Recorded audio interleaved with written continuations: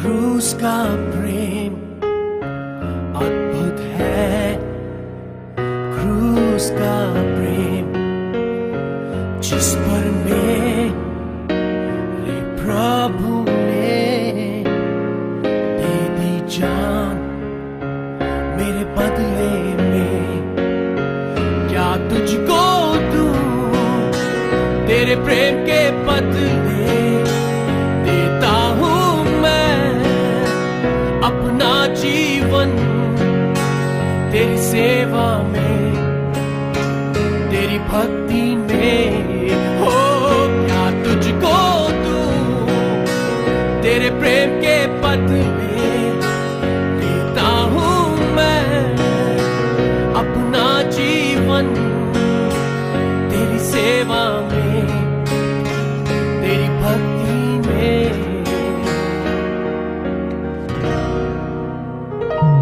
खाकर तो रे यीशु ने दी चंगाई रोगों से हमें। हो खाकर को रे यीशु ने दी चंगाई रोगों से हमें।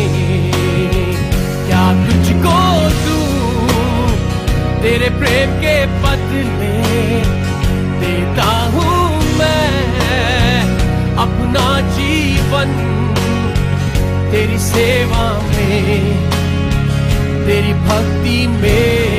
हो क्या तुझको दूं तेरे प्रेम के बदले, देता हूँ मैं अपना जीवन तेरी सेवा में, तेरी भक्ति में।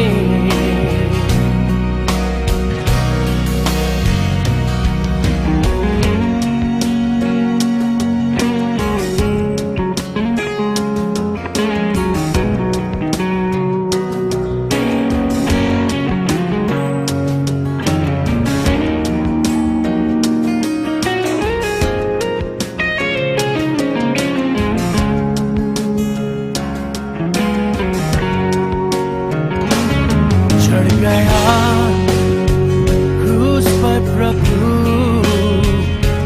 लेकर मेरे पाप और श्राप। हो चढ़ गया क्रूस पर प्रभु लेकर मेरे पाप और श्राप।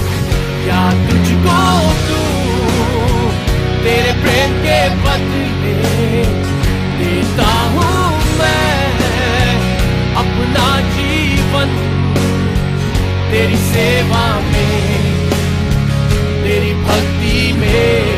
हो क्या तुझको दूं तेरे प्रेम के बदले, देता हूँ मैं अपना जीवन तेरी सेवा में, तेरी भक्ति में।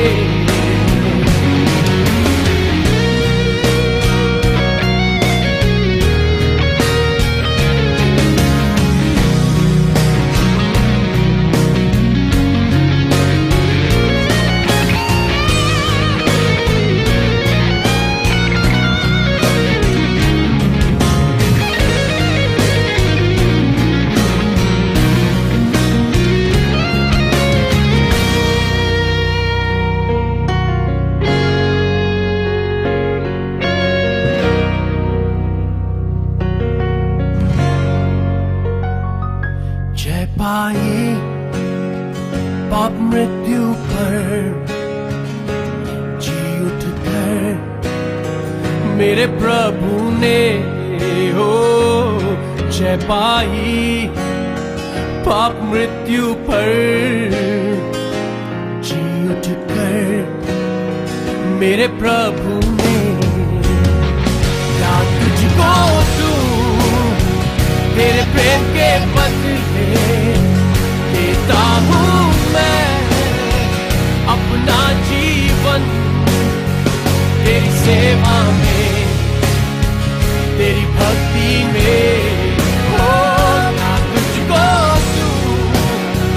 तेरे प्रेम के बदले देता हूँ मैं अपना जीवन तेरी सेवा में, तेरी भक्ति में।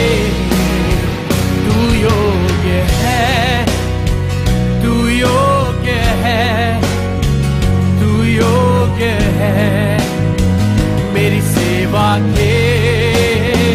तू योग्य है, तू योग्य है, तू योग्य है मेरी भक्ति के। ओ तू योग्य है, तू योग्य है, तू योग्य है मेरी सेवा के। तू योग्य है, तू योग्य है, तू योग्य है मेरी भक्ति के।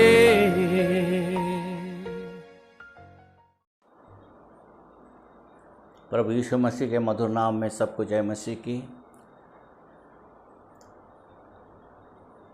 प्रार्थना भवन Sanjay Nagar, house of prayer अमराडंडी, यहोवा इरे प्रार्थना भवन शहडोल की ओर से आप सबको हम हार्दिक अभिनंदन करते हैं। आज हम कुछ विशेष बातों को सीखने जा रहे हैं। यहाँ पे हम देखते हैं राजा सुलेमान को परमेश्वर का पुनः दर्शन हुआ। पहला राजा 9 अध्याय के 109 वचन तक का। यहाँ पे हम देखें 11 वचन में कि यह सुलेमान यहोवा के भवन और राजभवन को बना चुका, और यहोवा के भवन में और अपने भवन में जो कुछ उसने बनाना चाहा उसमें उसका मनोरथ पूरा हुआ। तब यहोवा ने रात में उसको दर्शन देकर उससे कहा, मैं तेरी प्रार्थना सुनी और इस स्थान को यज्ञ के भवन के लिए अपनाया है। यदि मैं आकाश को ऐसा बंद करूं कि वर्षा ना हो, या टिड्डियों को देश उजाड़ने की आज्ञा दूं, या अपनी प्रजा में मरी फैलाऊं, तब यदि मेरी प्रजा के लोग जो मेरे कहलाते हैं दीन होकर प्रार्थना करे और मेरे दर्शन के खोजी होकर अपनी बुरी चाल से फिरे, तो मैं स्वर्ग में से सुनकर उनका पाप क्षमा करूंगा और उनके देश को ज्यों का त्यों कर दूंगा। और कहता है 15 वचन में, अब से जो प्रार्थना इस स्थान में की जाएगी उस पर मेरी आंखें खुली और मेरे कान लगे रहेंगे, क्योंकि अब मैंने इस भवन को अपनाया और पवित्र किया है कि मेरा नाम सदा के लिए इसमें बना रहे। मेरी आंखें और मेरा मन दोनों नित्य यहीं लगे रहेंगे। यदि तू अपने पिता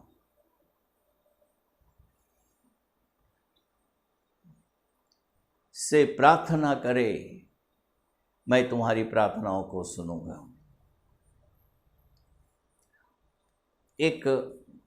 जब हम उपवास करते हैं, उपवास करके प्रार्थना करते हैं, हमारा शरीर कमज़ोर होता है लेकिन हमारी आत्मा बलवंत होती है। किसी ने लिखा था उपवास का मतलब उप प्लस वास, उपवास यानी ऊपर वाले के विश्वास करना, प्रभु यीशु को ग्रहण करना, प्रभु यीशु की संगति में बने रहना और ऊपर वाले का ध्यान करना ही उपवास कहलाता है।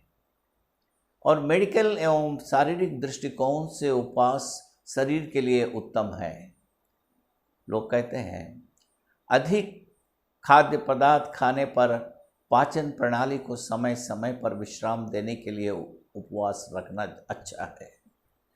जो बच्चे पढ़ाई करते हैं, वे कठिन परीक्षाएं देते हैं, उनको उपवास रखने की अच्छी सलाह है, क्योंकि उपवास रखने से मस्तिष्क के क्षेत्र में रक्त का अधिक संचार होता है और विचारों की स्पष्टता प्राप्त होती है। जो लोग परमेश्वर की इच्छा को जानना चाहते हैं, वे उपवास और प्रार्थना में अपना समय व्यतीत करके अपने मस्तिष्क को स्वच्छ एवं परमेश्वर की इच्छा को जान सकते हैं। मस्तिष्क स्वच्छ होने से वे अधिक तर्कसंगत रूप में सोच विचार कर सकते हैं इससे भी अधिक उपवास प्रभु यीशु मसीह के सम्मुख हमारी निष्ठा की गहराई का प्रदर्शन है कि हम आग्रह पूर्वक खटखटाने और खटखटाते रहने पर सहमत हैं, क्योंकि वचन के अनुसार परमेश्वर ने हमें सिखाया है। बाइबल में लिखा है मत्ती 7:7 में, मांगो तो तुम्हें दिया जाएगा, ढूंढो तो तुम पाओगे, खटखटाओ तो तुम्हारे लिए खोला जाएगा। जब तक यीशु का उत्तर या प्रभु यीशु का प्रकाश हमारे जीवन में नहीं आता जाता, तब तक हमको परमेश्वर के द्वार को प्रार्थना और उपवास के साथ खटखटाते रहना है। धर्मशास्त्र के अनुसार जानेंगे कि परमेश्वर किस उपवास से प्रसन्न होता है। धर्मशास्त्र बाइबल के अनुसार 2 प्रकार के उपवास के बारे में जानेंगे, अनुचित ढंग का उपवास, उचित ढंग का उपवास। अनुचित ढंग का उपवास यशायाह 58 का 3 से 4 वचन वे कहते हैं, क्या कारण है कि हमने तो उपवास रखा परंतु तूने इसकी सुधि नहीं ली, हमने दुख उठाया परंतु तूने कुछ ध्यान नहीं दिए। सुनो, उपवास के दिन तुम अपनी ही इच्छा पूरी करते हो और अपने सेवकों से कठिन कामों को कराते हो। सुनो, तुम्हारे उपवास का फल यह होता है कि तुम आपस में लड़ते और झगड़ते और दुष्टता से घूंसे मारते हो। जैसा उपवास तुम आजकल रखते हो, उससे तुम्हारी प्रार्थना ऊपर नहीं सुनाई देगी। प्रियो, हम उपवास तो रखते हैं परंतु धर्मशास्त्र के वचनों के अनुसार उपवास नहीं रखते और आपस में लड़ते झगड़ते हैं, जिससे हमारे घर में एवं जीवन में प्रभु यीशु मसीह की उपस्थिति नहीं रहती और ना ही हमारी प्रार्थना ऊपर सुनाई देती है। वचनों के अनुसार जानेंगे कि परमेश्वर किस उपवास से प्रसन्न होता है। उचित ढंग का उपवास, यशायाह नबी क्या कहता है, यशायाह 58 का 5 से 9 वचन तक हम पढ़ेंगे। जिस उपवास से मैं प्रसन्न होता हूँ, अर्थात जिसमें मनुष्य स्वयं को दीन करे, क्या तुम इस प्रकार करते हो? जिस उपवास से मैं प्रसन्न होता हूँ, क्या यह नहीं कि अन्याय से बनाए हुए दासों और अंधेर सहने वालों का जुआ तोड़कर उनको छुड़ा लेना और सब जुओं को टुकड़े टुकड़े कर देना? क्या वह यह नहीं कि अपनी रोटी भूखों को बांट देना, अनाथ और मारे मारे फिरते हुओं को अपने घर ले आना, किसी को नंगा देखकर वस्त्र पहनाना और अपने जाति भाइयों से अपने को ना छिपाना? तब तेरा प्रकाश फौ पटने के समान चमकेगा और तू शीघ्र चंगा हो जाएगा। तेरा धर्म तेरे आगे आगे चलेगा, यहोवा का तेज तेरे पीछे रक्षा करते चलेगा। तब तू पुकारेगा और यहोवा उत्तर देगा, तू दुहाई देगा और वह कहेगा मैं यहाँ हूँ।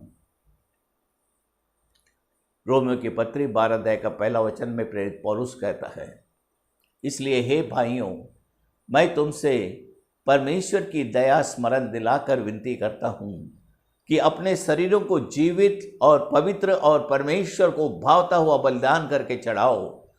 प्रियो, उपवास एक ऐसी चीज है जिसको हम प्रार्थना, मनन या परमेश्वर की इच्छा जानने के लिए या पवित्र आत्मा दान वरदानों को पाने के लिए रखते हैं। और हमें पवित्र आत्मा के आज्ञाकारी होना चाहिए और उसके निर्देशनों में चलना चाहिए। तब हमारा उपवास पूर्ण होगा एवं परमेश्वर यीशु मसीह को ग्रहण योग्य होगा। परमेश्वर इन वचनों के द्वारा आप सबको आशीष दे। प्रार्थना करें। प्यारे प्रभु जी, हम तेरा धन्यवाद करते हैं आज की सुंदर वचनों के लिए। प्रार्थना करते खुदा हर एक भाई बहन बच्चे बुजुर्ग के लिए और हमारे सारी कलीसिया जो शहडोल में, अमलाई में, संजय नगर में है, सभी भाइयों को बहनों को तेरे चरणों में लाते, उनकी ज़रूरतों को पूरी कर। बीमारियों से जो ग्रसित है उन्हें चंगाई दे। कोरोना वायरस को जो पॉजिटिव है उसे नेगेटिव कर दे और हर एक अधिकारी को रक्षा कर, उनकी रक्षा कर, उनकी सहायता कर। हर एक जवान बच्चों के लिए प्रार्थना करते हैं, उनकी ज़रूरतों को पूरा करते हुए उनकी पढ़ाई में आगे बढ़ने के लिए और जो नौकरी ढूंढ रहे हैं उन्हें अच्छी नौकरी का प्रबंध करने में तू सहायता प्रदान कर। सारी महिमा आदर आपको देते हैं, प्रभु यीशु के नाम से प्रार्थना करते हैं, आमीन आमीन। सबको जय मसीह की।